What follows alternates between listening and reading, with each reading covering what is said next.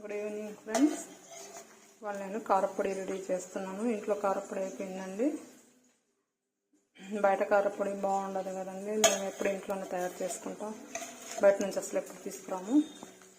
చూడండి, ఈ జీలకర్ర, ధనియాలు, కరివేపాకు ఇవన్నీ నేను డ్రై రోస్ట్ చేశానండి. కరివేపాకు మాత్రం ఆయిల్ వేసి రోస్ట్ చేశానండి. కరివేపాకులో తడి ఉంటుంది కదండి, శుభ్రంగా కడిగిన తర్వాత తడి ఉంటుంది. ఆ తడి పోవాలంటే మనం డ్రై రోస్ట్ చేస్తే అది అంతగా బాగోదండి. కొంచెం ఆయిల్ వేసుకొని మనం ఇలా రోస్ట్ చేసుకుంటే బాగుంటుంది. ఎండుమిర్చి, వెల్లుల్లి మొత్తం ఇట్లా రెడీ చేసి పెట్టుకున్నానండి.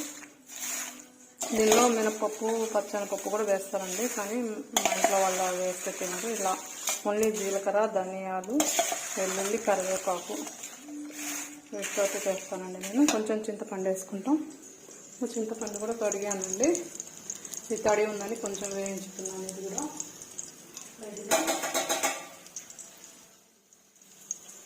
కొంచెం లైట్గా తడి పోయేదాకా వేయించుకుంటే సరిపోతుందండి. ఒక నిమ్మకాయ అంత చింతపండు కడిగాను కాబట్టి కొంచెం వేయించాల్సి వస్తుంది.